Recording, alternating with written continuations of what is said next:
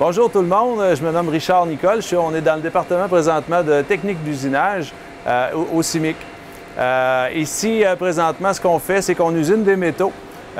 Donc, des métaux, des matériaux plastiques, différents objets comme ça pour faire des pièces mécaniques. Donc, c'est pour cette raison qu'aujourd'hui, dans le cadre de Sciences en Action, je vais, autrement dit, augmenter vos connaissances avec un petit plus, ça va être un petit plus pour vous.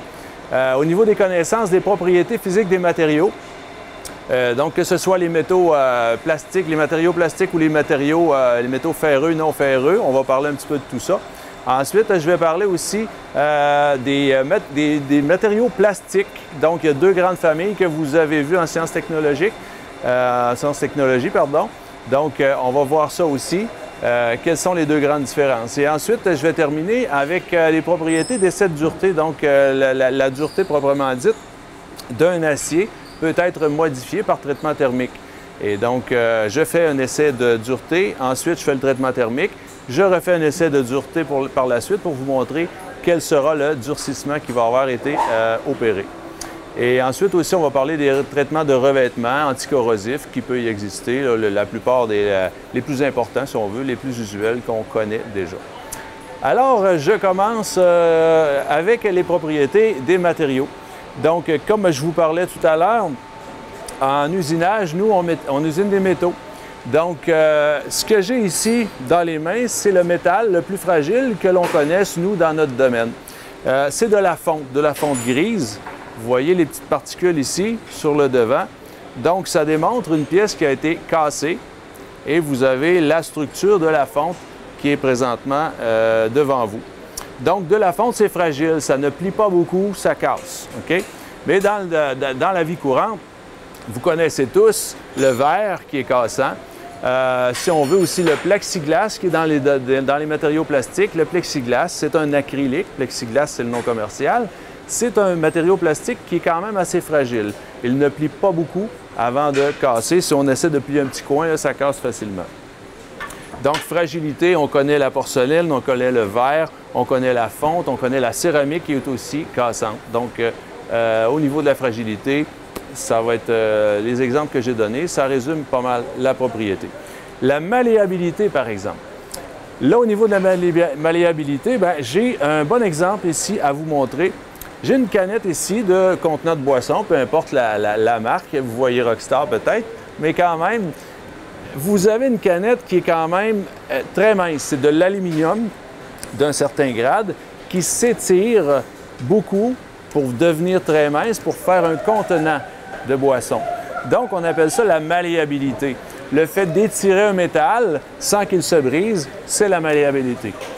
Si vous voulez comparer dans la vie courante, lorsqu'on prend de la pâte pour faire une tarte, on l'étire, on la roule, c'est la malléabilité qui est en jeu lorsque la pâte s'étire pour faire une croûte à tarte. Ensuite, la ductilité. Ductilité, c'est un peu comparable à la malléabilité.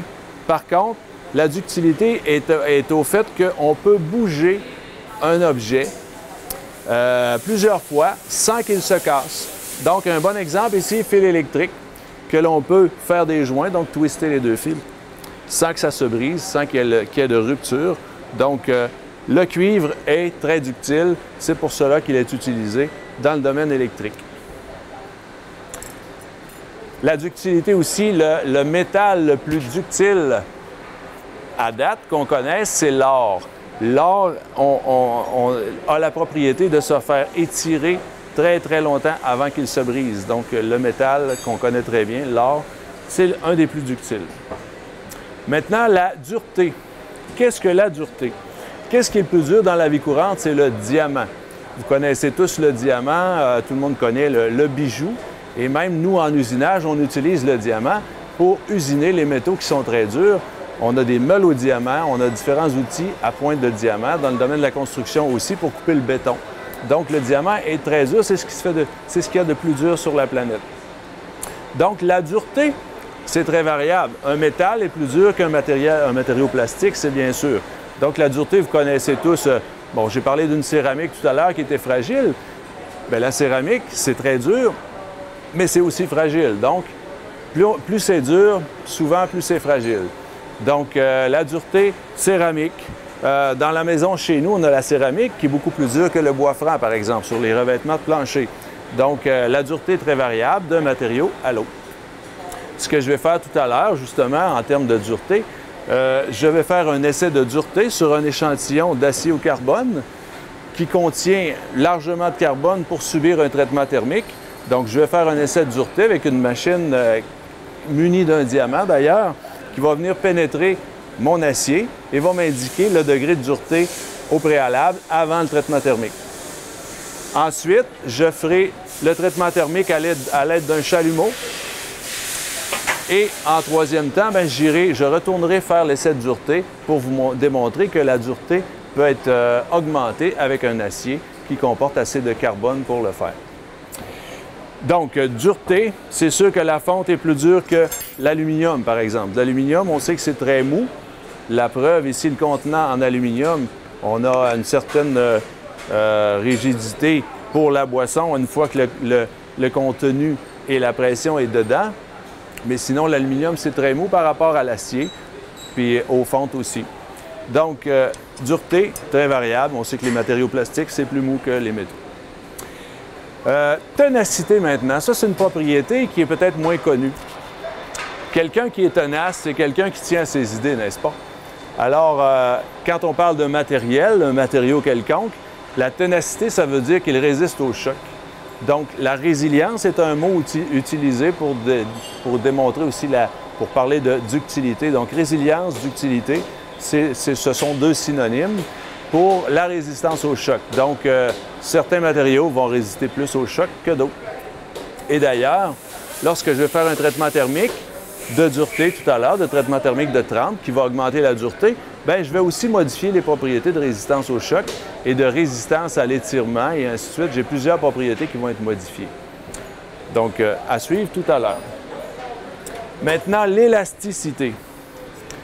Est-ce que vous pensez qu'un métal, c'est élastique? Il y en a qui vont dire non, et il y en a d'autres qui vont dire oui.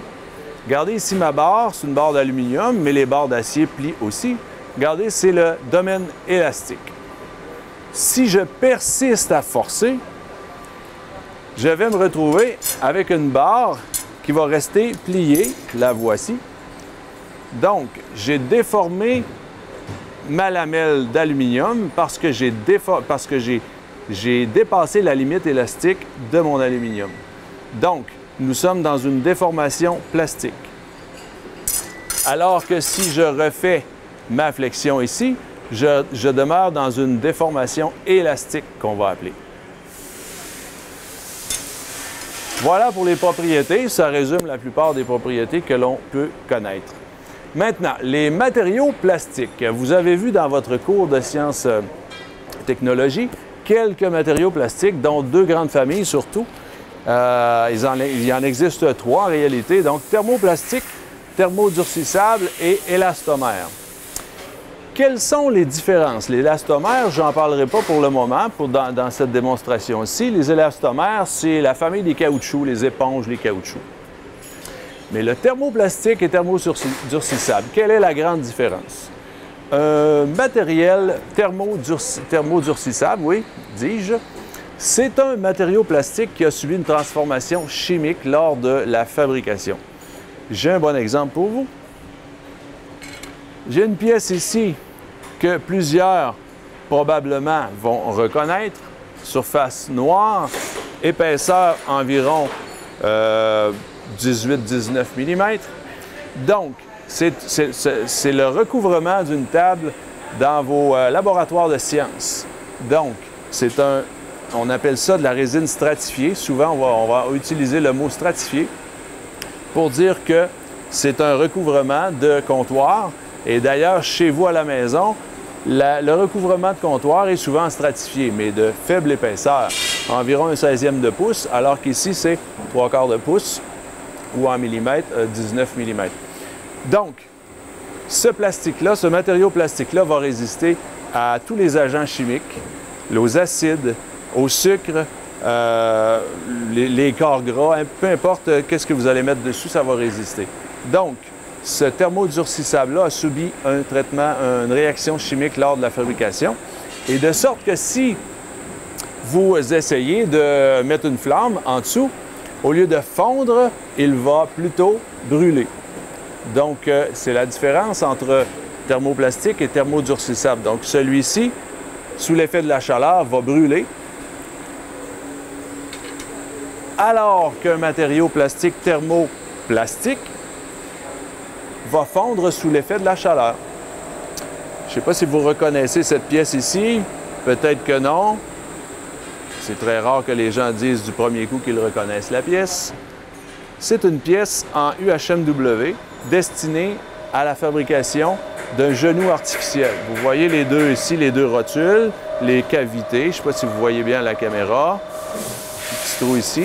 Donc, nous, en usinage, on est dans le domaine du biomédical aussi. Donc, on usine les matériaux plastiques, des pièces de rechange pour, bien sûr, le corps humain. Et c'est anticorrosif, c'est de qualité, autrement dit, biomédicale. Donc, c'est très important dans le domaine de l'usinage qu'on usine des pièces de ce genre pour satisfaire les besoins hospitaliers. La plupart des plastiques, des matériaux plastiques que vous voyez alentour de vous, que ce soit les contenants pour quand vous prenez vos repas le midi, vous mettez le plat au micro-ondes, les contenants, c'est des contenants en nylon, donc c'est du thermoplastique. Tous les poubelles que vous voyez, les bacs roulants, la plupart, je dirais 90-95% des pièces en plastique que vous voyez alentour de vous, dans l'automobile, dans la maison chez vous, tous les bacs que vous voyez, c'est la plupart du temps des thermoplastiques. Donc, ça va fondre sous l'effet de la chaleur. C'est pour cela que l'on les récupère en grande quantité. D'ailleurs, c'est facilement récupérable. Alors qu'un thermodurcissable comme celui-ci ne se récupère pas. Toutes les boissons, tous les contenants de boissons, de liqueurs, de 7-Up, Pepsi que vous connaissez, se récupèrent, mais elles ne seront pas utilisées pour faire de la récupération, par exemple, pour refaire des contenants alimentaires. Ça va être récupéré pour faire, par exemple, des revêtements de plancher sur des patios, donc des objets en plastique recyclé, mais qui ne sont pas qualité alimentaire, parce que, bien sûr, quelqu'un pourrait avoir mis des solvants dans des contenants de liqueur et là, à ce moment-là, on ne peut plus les récupérer. Donc, des petits exemples comme ça de la vie courante qui sont bien intéressantes des fois à savoir. Maintenant, je vais vous parler de... On est dans les plastiques, donc on va continuer dans le domaine des plastiques. Regardez ça ici, un petit filet, donc protection d'emballage. C'est du thermoplastique. Vous voyez ici un autre matériau plastique. Ça s'appelle du UHMW, donc c'est un polyéthylène à haut poids moléculaire. C'est une abréviation anglaise. Thermoplastique encore. J'ai un autre ici, exemple à vous montrer. Un autre thermoplastique, donc différents plastiques, de l'acétal.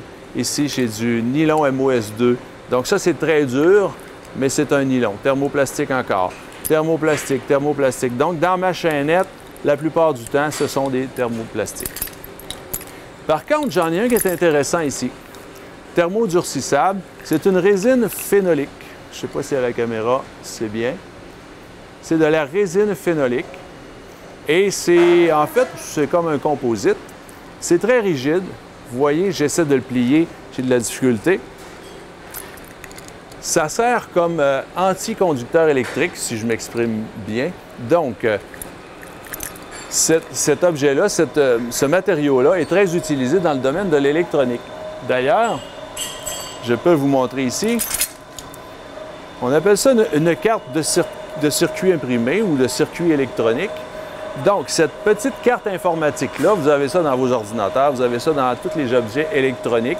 Donc, ce sont des cartes comme ça sur lesquelles tous nos objets électroniques sont soudés, sont assemblés pour créer quelque chose d'intelligent, si on peut s'exprimer ainsi. Vous voyez la carte, c'est de la résine phénolique recouverte d'un vernis quelconque pour, bien sûr, éviter la conductibilité électrique entre chaque composante. Donc, résine phénolique, thermodurcissable, au même titre que mon comptoir mon revêtement de comptoir, qui est en thermodurcissable. Donc, ça va pour les matériaux plastiques. Maintenant, je vais vous parler un petit peu des revêtements qui existent pour l'anticorrosion.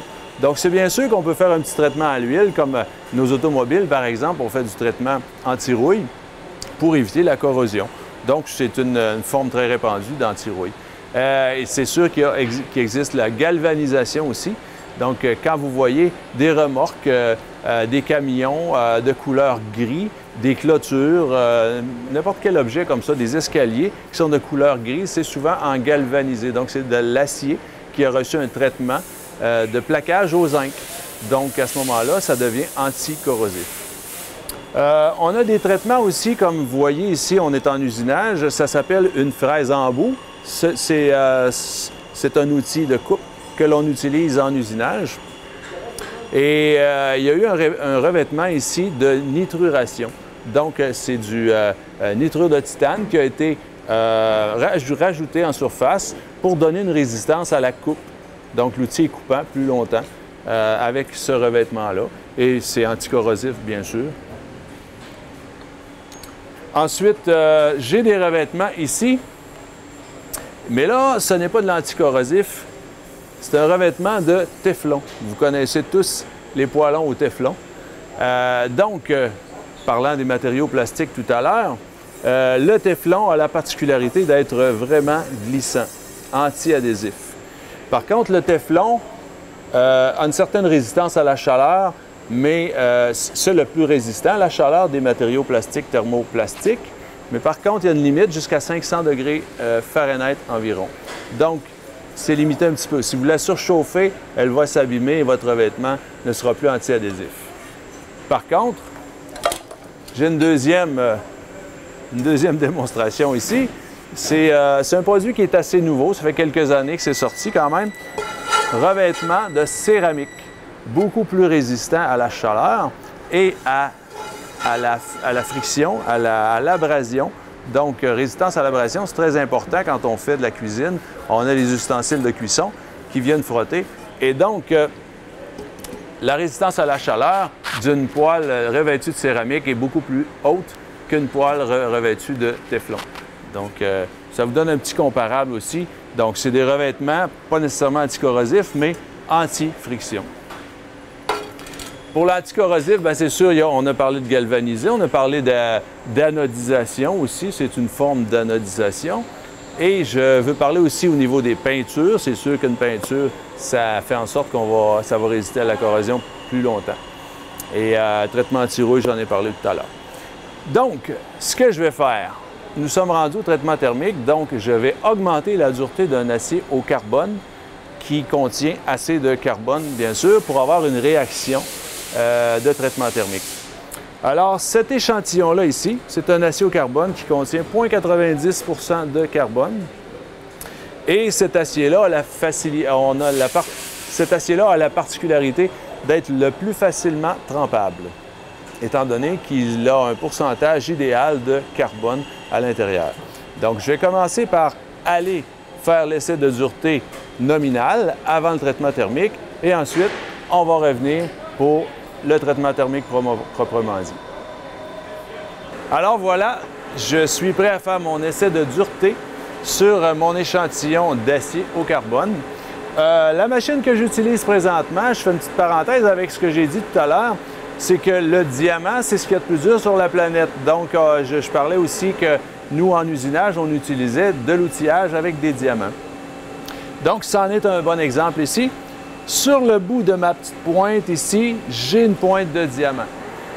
La pointe de diamant devra pénétrer mon acier et la machine en tant que telle, avec le muni du cadran, devra me dire quelle est la dureté en échelle Rockwell C. Donc, c'est une échelle qui est pour les aciers trempés proprement dit. Donc, le fait de faire pénétrer un diamant en surface, si le diamant a de la difficulté à pénétrer l'acier, c'est donc que mon acier est dur. Et si le diamant renfonce un petit peu plus, c'est donc que mon acier est plus mou. Donc, je fais l'essai de dureté ici. Je monte la pièce. Je fais pénétrer mon diamant de 2 tours ici. Donc, pénétration du diamant dans l'acier. Vous voyez l'aiguille qui se stabilise. Je relève ici et ça me donne 18 Rockwell C. Donc, retenez ce chiffre, 18 Rockwell C avant le traitement thermique. Voilà. Allons maintenant procéder à la trempe au chalumeau. OK, donc, je viens de mesurer 18 Rockwell C sur mon échantillon de base qui n'a pas été trempé. Alors, ce que je vais faire présentement, je vais allumer un chalumeau ici et je vais chauffer mon échantillon, mon deuxième échantillon, qui est de même type d'acier, du même type d'acier. Donc, je vais le chauffer et la couleur de l'acier devra venir très rouge. À ce moment-là, on aura obtenu la température du point critique qui fait en sorte que le carbone va s'homogénéiser avec les atomes de fer. Donc, de l'acier, c'est du fer et du carbone. Okay? Donc, à cette température, le carbone va s'homogénéiser avec le fer, ça va devenir du carbure de fer. C'est pour cette raison que le traitement thermique s'opère et que l'acier devient plus dur. Donc, du carbure de fer, c'est plus dur que du fer à l'état neutre, à l'état original. Donc, je procède.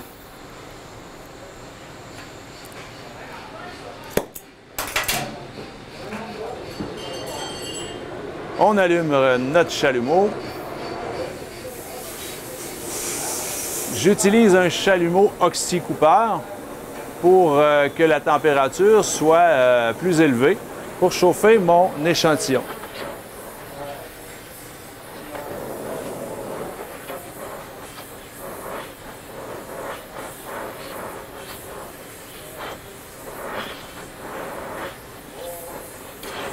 C'est très important de chauffer également, chauffer de manière constante pour ne pas, pour éviter le gauchissement de ma pièce sous son propre poids.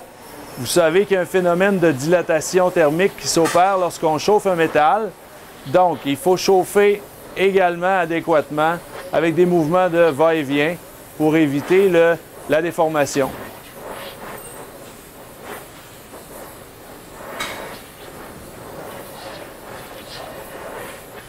On essaie de faire changer la couleur uniformément à notre pièce à chauffer.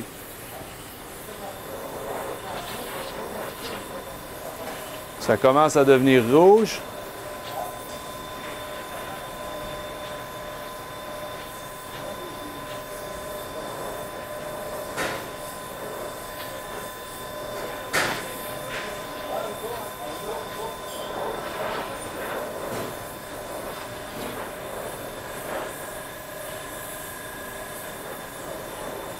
Nous approchons de la température du point critique.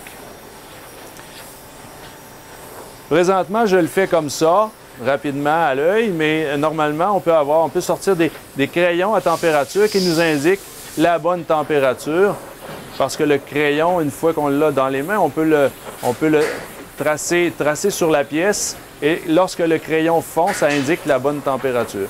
Je suis prêt à faire ma trempe dans l'huile. C'est un acier qui se trempe à l'huile.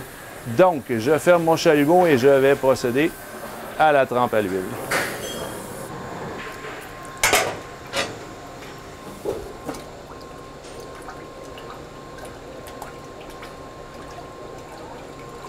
Je fais des mouvements de va-et-vient rapidement, de sorte que ma pièce d'acier se refroidisse très rapidement. C'est ce qui fait la réussite du traitement thermique. Un petit peu de fumée qui se dégage.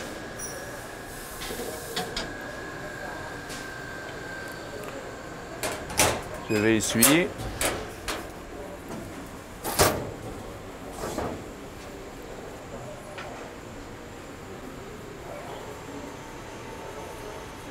On fait attention pour ne pas créer de brûlure. Et voilà. Ma pièce d'acier est trempée. Il y a un petit peu de fumée qui se dégage encore. Elle est encore chaude un petit peu. Et là, on va aller à la machine Rockwell, à la machine d'essai de dureté, pour aller vérifier quelle dureté notre échantillon a obtenue. On y va. Donc, après avoir fait mon essai de dureté, je viens vérifier la dureté que j'ai obtenue après le traitement thermique de trempe. Donc, encore une fois, je refais mon essai de dureté avec le diamant.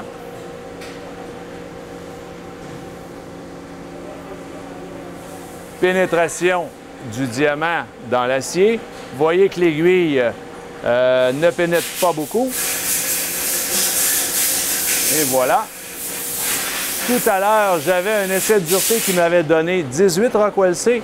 Et maintenant, j'ai un essai de dureté qui me donne 52 Rockwell C. Donc, beaucoup plus dur, beaucoup plus tenace, beaucoup plus résistant à l'abrasion, résistant au choc. La limite élastique est augmentée aussi, donc les propriétés en général sont tous augmentées sur mon acier en tant que tel. Merci. Bonjour, mon nom c'est Alain Blais. Je suis aussi en technique d'usinage au CIMIC. Moi, je vais faire la suite de mon collègue. Il vous a parlé des matériaux. Moi, je vais vous montrer comment on peut les transformer. Parce qu'on ne peut pas juste avoir les matériaux. Vous aimez vos téléphones, vous aimez vos Game Boy, vous aimez votre PlayStation, votre Xbox. Tout ça a été transformé à un moment donné. Donc, il faut qu'on prépare les matériaux à un autre but, à une autre vie. Il vous a montré une trempe. Le matériel vient extrêmement dur, mais il faut quand même être capable de l'usiner. Donc, ça prend quelque chose de plus dur. Nous, ce qu'on va utiliser, c'est des pastilles de carbure. OK? La pastille de carbure, c'est une agglomération de poussière compressée de carbure et il y a toute une recette. Chaque compagnie a sa recette. Celle-là est quand même assez massive. Ça va sur une grosse machine. Mais il y a l'équivalent en plus petit. C'est vraiment beaucoup plus petit. Chaque pastille a un but particulier. Ce que nous, on va utiliser présentement, c'est celle-là, qui est montée sur un support comme celui-là, mais plus gros. Mais c'est le même support. Ce qu'il faut comprendre, c'est qu'une pastille comme celle-là, ça ne coupe pas. La preuve, c'est que si je prends ça, qui est supposément un couteau, ça fait une ligne, mais pas plus. Donc, ce n'est pas tranchant. Du tout, du tout. Est-ce qu'il y en a des tranchantes? Oui. J'en ai des comme celle-là. Celle-là est pour l'aluminium. Si je me fais ça, ben, on a une mare de sang. On n'ira pas là. OK? On va prendre... Ce qui va se passer maintenant, c'est que je vais essayer d'enlever de la matière sur une pièce en acier avec beaucoup de carbone dedans, donc quelque chose qui est dur, avec la pastille que je vous ai montrée, celle qui ne coupe pas. Et ce qui va se passer, dans le fond, c'est comme si c'était de la neige. On ne coupe pas, on pousse, on écrase, et on va se retrouver avec comme de la neige dans une pelle. Ça vient compresser le matériel, ça le pousse, ça le soulève et ça va le dégager. Moi, je vais contrôler ça. OK?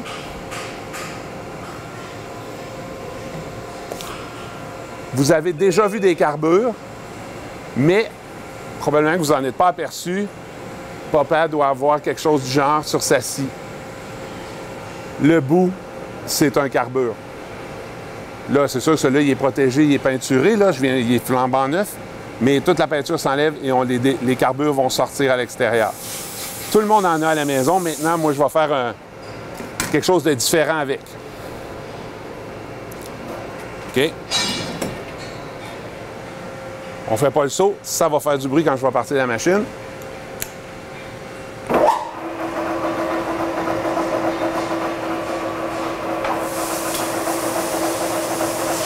Il va faire une coupe de 4 mm.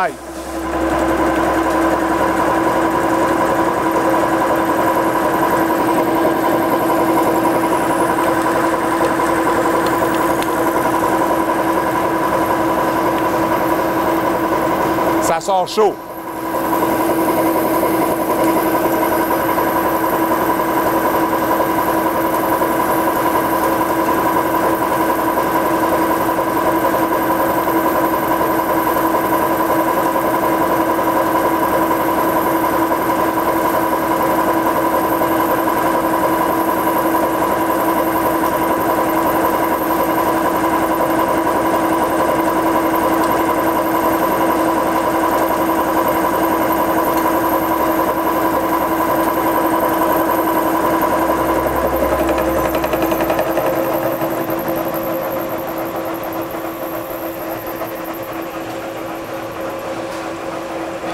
Il faut qu'il sorte, il faut laisser le temps à la machine d'arrêter. Je ne mettrai pas ma main là pendant que ça tourne.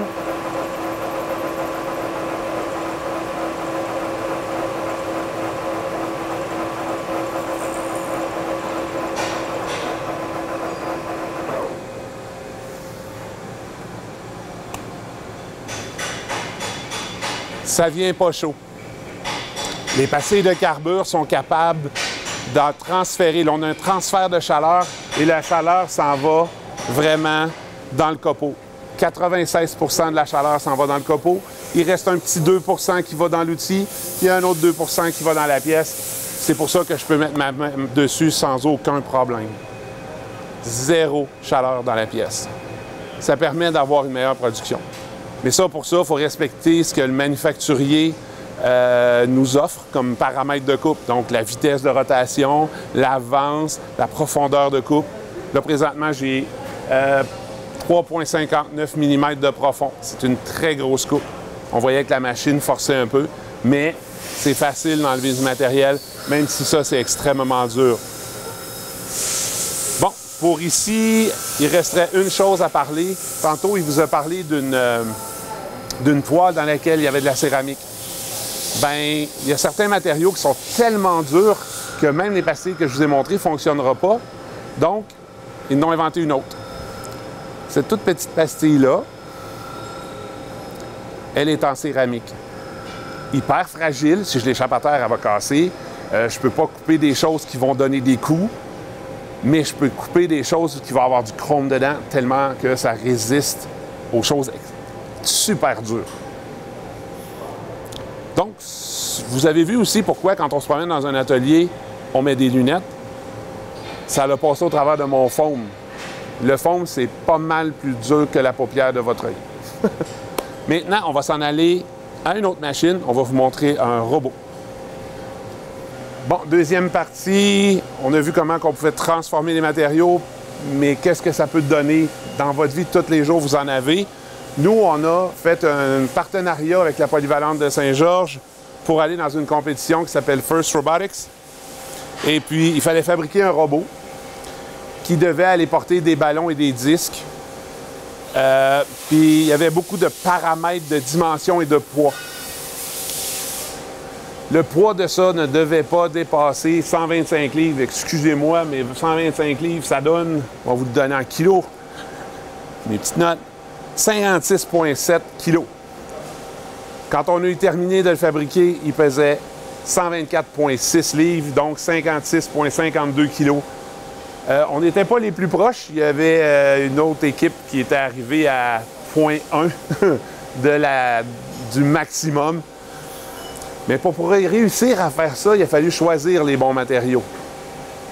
Là, pour vous donner une idée de comment on fait nos choix, là, on va s'en aller un petit peu par ici. J'ai 3 matériaux différents ici, de même volume. OK? Celui-là, c'est de l'aluminium. Si on le pèse, il pèse 454 grammes. Si j'avais choisi de l'acier, parce que là, je me dis de l'acier, c'est beaucoup plus résistant, 1291 grammes. Ça commence à faire beaucoup plus pesant pour une résistance. Et j'aurais pu dire, bien, il pourrait être beau, puis je pourrais le faire en laiton. Là, j'étais à 1393 grammes. Et en plus, le laiton, c'est pas merveilleux. Donc, notre choix s'est tourné automatiquement vers l'aluminium. Puis on est allé vers le tube d'aluminium pour aller chercher de la légèreté. Ensuite, il fallait faire tout déplacer ça. Là, on tombe vraiment dans les mécanismes. On a la chance avec First Robotics d'avoir de l'équipement déjà préparé avec des... Ça, c'est une roue dentée pour mettre une courroie. Mais il y a déjà un hexagone à l'intérieur. Et le matériel qui sert à faire avancer ou déplacer, il est déjà en hexagone. Ce qui fait que j'évite plein de petits mécanismes pour aider à la rotation. Comme là, présentement, j'ai ma rotation. On s'est servi d'un peu ces principes-là parce qu'on a fait un drill bike. une petite motocyclette avec une perceuse électrique. Et il fallait avoir aussi des mécanismes où on met la perceuse ici, ça la fait tourner et ça fait tourner notre roue de ce côté-là. C'est comme ça qu'on réussit à faire nos déplacements. Bien, tous ces principes-là, on les a remis là, avec une série de courroies. Donc, là, on va se rapprocher ici. J'ai les roues ici qui sont entraînées par une courroie dentée. Vous avez vu tantôt, j'avais une petite poulie dentée avec un petit moteur là qui va l'entraîner. Ici, j'ai des roues. Je sais, ces roues-là sont un peu bizarres. Si vous voulez vous amuser, vous regarderez des roues mécanomes. Ça permet de se déplacer comme un crabe. C'est super le fun. Ici, on a un moteur avec des engrenages. Dans votre cours, vous avez vu les rapports entre les engrenages. La petite ici tourne très rapidement, la deuxième va tourner moins rapidement, mais elle va donner plus de force. Donc, c'est ces choses-là que vous avez travaillé dans vos cours. Le résultat final de tout ça, un petit robot qui se commande avec des manettes Xbox, avec un logiciel qui est l'équivalent de Mindstorm dans Lego.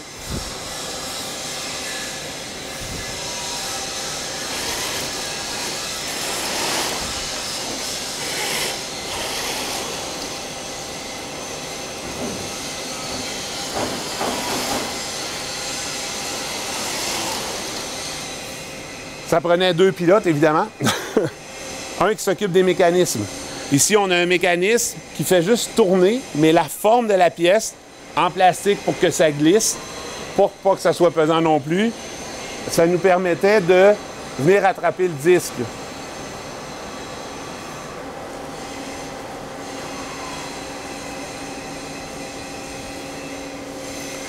Et ça prenait un mécanisme pour attraper le ballon.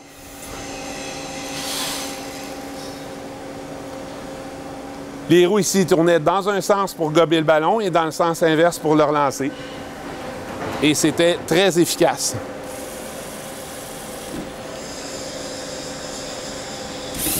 Oups! Ça lance un peu fort. Mais c'est pas notre plus fort. On a déjà fait mieux que ça. Tout le système de déplacement, c'est des chaînes avec des engrenages pour chaînes, des sprockets comme les gens disent. Et ça nous permettait de choisir la hauteur à laquelle on allait selon ce qu'on avait à faire. Et tout le système est en cascade. Il y a un moteur qui fait lever tout ça en un coup seulement.